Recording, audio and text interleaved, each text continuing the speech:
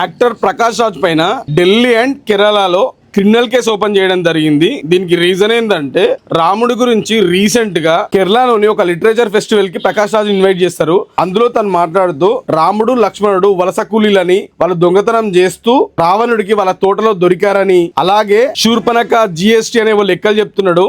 రావణుడు ఒక ట్రైబల్ అని, రాముడు లక్ష్మణుడిని లక్కీ అని పిలుస్తాడని. Rama, what lucky? No, there is one forest here. ఏవో నోటికి వచ్చినంత మాట్లాడుతున్నాడు.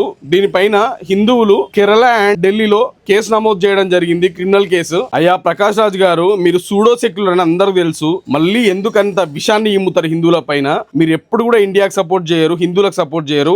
అలాంటి మీరు రామాయణమే లేదు అని ఒక టైంలో చెప్పిరు కూడా. అలాంటిది మీరే రామాయణంలో కొన్ని సిచ్యువేషన్లు మీ అంతలా మీరే ఊహించుకొని ఇది ఇక్కడ జరిగింది, ఇది ఇట్లా జరిగింది, ఇట్లా చెప్పడం ఎంతవరకు కరెక్ట్ అనుకుంటున్నారు? ఇవన్నేమో కానీ ఒక్కటి మాత్రం గట్టిగా చెప్తున్నా, ప్రకాష్ ఆంటోనీ రాయ్, మీరు జాగ్రత్త ఉండాల్సిన టైం వచ్చింది. ఎందుకంటే ఆల్రెడీ కట్టర్ హిందువులు మీ పైన నిప్పులు జరుగుతున్నారు. Be careful. నెక్స్ట్ ఈ మ్యాటర్ పైన అప్డేట్ తొందరగా తెలవాలంటే సబ్స్క్రైబ్ చేసి పెట్టుకో. డన్.